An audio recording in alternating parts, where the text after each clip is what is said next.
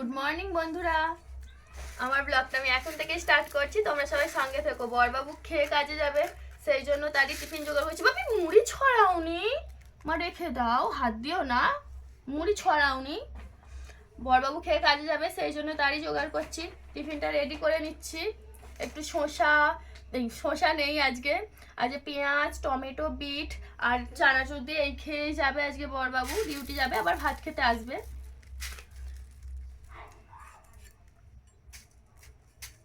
আর ছোট সোনা সবসময় নোংরা করে সব জিনিসটা, মুড়িটাও ছড়াচ্ছে। হাম হাম।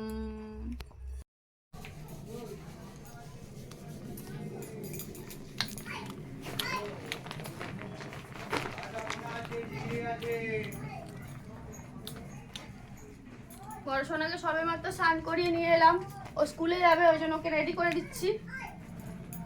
ওরা তো নিজে থেকে করলে বাবা যা জল ঘাঁটবে, ওই জন্য আমি নিজে সাবান মাখিয়ে স্নানটা করিয়ে নিলাম, নিয়ে এসে রেডি করে দিচ্ছি। ও মাঝে মাঝে নিজে থেকে চান করে, কিন্তু করলে কি হয় 1 ঘন্টা জায়গায় 2 ঘন্টা লাগিয়ে দেয়। খোলা থাকবে। চলো ওকে ড্রেস ফ্রেস পরিয়ে রেডি করিয়ে দিই। 10টা বাজে। স্কুলে গিয়েছিলাম খাবারটা আনতে বন্ধুরা।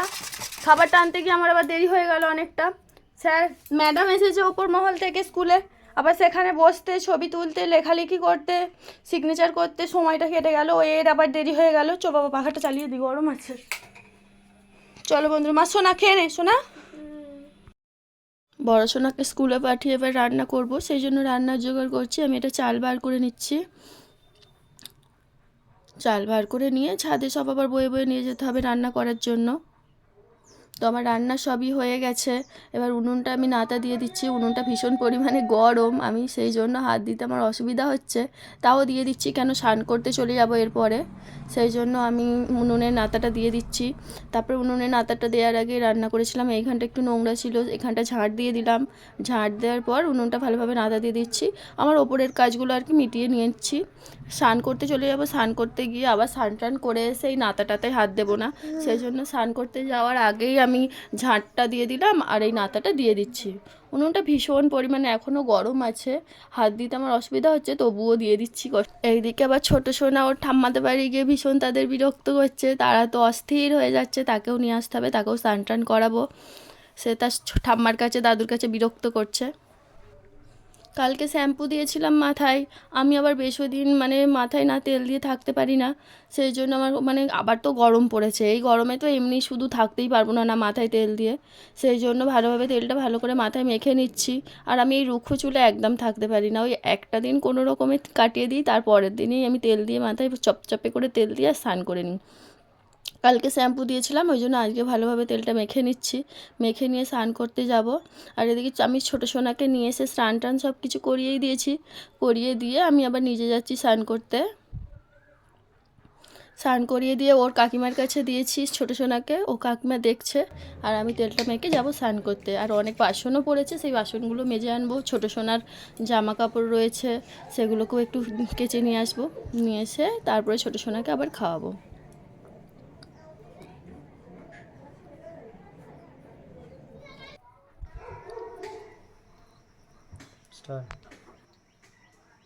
তো স্নান করতে চলেই যাচ্ছিলাম, তারপরে আইসক্রিম ওয়ালা এলো, একটা পেপসি কিনেছি, এটা লস্যি পেপসি।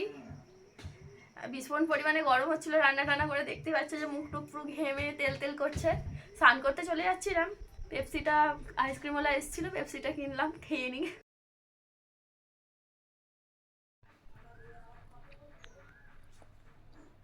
ছোটো সোনাকে খাইয়ে ঘুম পাড়িয়ে দিয়েছি, সেই জন্য বাড়িটা একটু ঠান্ডা ঠান্ডা মতো। তো আমি একটু স্নান করে এসেছি, টিপ পরে নিচ্ছি আর সিঁদুর পরে নিচ্ছি। টিপ আমি পরি না, সিঁদুরটাই পরে নিচ্ছি মাথাটা আজড়িয়ে।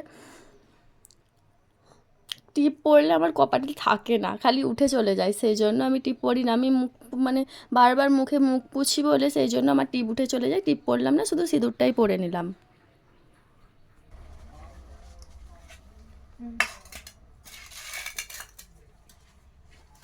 আজকে তো শনিবার, বড়শোনা স্কুলে খাবার খায়নি, আজকে চলে এসেছে বাড়িতে তাড়াতাড়ি, ওই জন্য ও আর আমি দুজনে একসঙ্গেই খেতে বসেছি।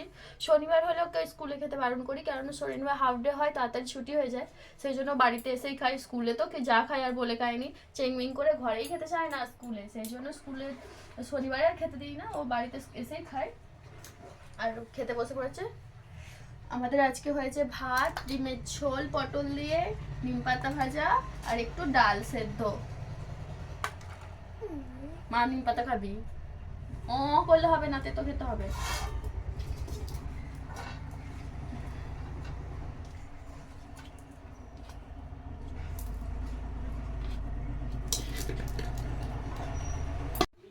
তো ঘুম থেকে উঠে আমি ছাদে এসেছি জামা কাপড় তুলতে। ভীষণ পরিমাণে রোদ্দুর রয়েছে, এখনও 4:30 বেজে গেছে, তার সত্ত্বেও ভালোই রোদ্দুর রয়েছে। এখন আস্তে আস্তে চৈত্র মাসের মাঝামাঝি হয়ে গেছে, সেই জন্য রোদ্দুরটাও ভীষণ পরিমাণে কড়া হয়ে গেছে। রোদে তো থাকাই যায় না, নিচের ঘরে তো কাজ করতে ভীষণ কষ্ট হয়। চলো, আমার সব জামা কাপড়গুলো তোলা হয়ে গেছে, নিচের দিকে যাওয়া যাক। দেখ কি সুন্দর বন্য, দেখ শোনা। তুমি খাবে? আচ্ছা ঠিক আছে, ভাঙবো আমি এটা, ভেঙে নিয়ে। দেখ শোনা, তারপর একটু ভাঙি।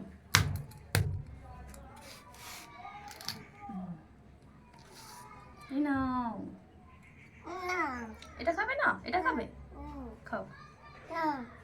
তো বিকেলবেলা বন্ধুরা ঘুম থেকে সোনা উঠে পড়েছে, বেলটা এই সবে মাত্র ভাঙলাম, খাবো। এটা হচ্ছে আঠা বেল, ভালো মিষ্টি আছে গো। মা খাও তুমি।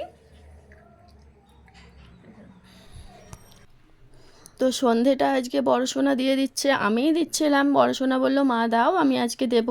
আমি বললাম দে তাহলে, ঠাকুরকে সেবা যত্ন করা তো খুবই ভালো কথা। ও মাঝে মাঝে ঠাকুরকে সেবাও দেয়, সন্ধেও দেয়।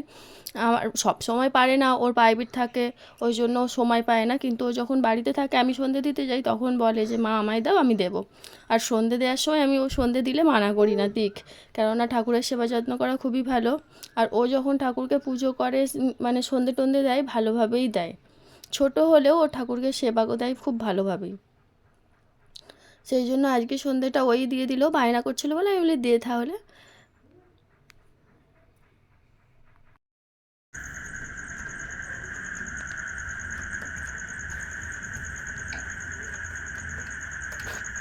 তো বন্ধুরা, বিকেল থেকে আমি এই কাজটা পুরোটা করেছি। এখানটাও হয়ে যেত, এখানটা একটু লুজ বলে করতে পারিনি। আর বড় সোনাকে পড়তে বসেছিলাম, ছোটো সোনা ডিস্টার্ব করছিল, সেই জন্য হয়নি। নাহলে এই পুরো লেহেঙ্গাটাই আমি সেলাই করে ফেলতাম। বাচ্চা থাকলেই তো বুঝতেই পারছো কতটা অসুবিধা হয় কাজ করতে। তারপর বড় সোনার পরীক্ষা বলে ওকে পড়তে বসাচ্ছি। পরীক্ষা বলে নয়, সবসময় ওকেই পড়তে বসে সন্ধ্যের দিকে, কিন্তু এখন আরও বেশি বেশি করে রিভাইজ করাতে হচ্ছে, সেই জন্য আরও বেশি টাইমটা ওর পেছনে চলে যাচ্ছে। কাজটা পুরোটা হলো না, এখানটা এখনও বাকি রয়ে গেল, ওটা আবার কালকে হবে। এবার উঠবো, আমি কাজ থেকে উঠে পড়বো, রুটি বানাবো, খাবার বানাবো। এখনও খাবার আমার কিছু হয়নি, কাজই করছিলাম।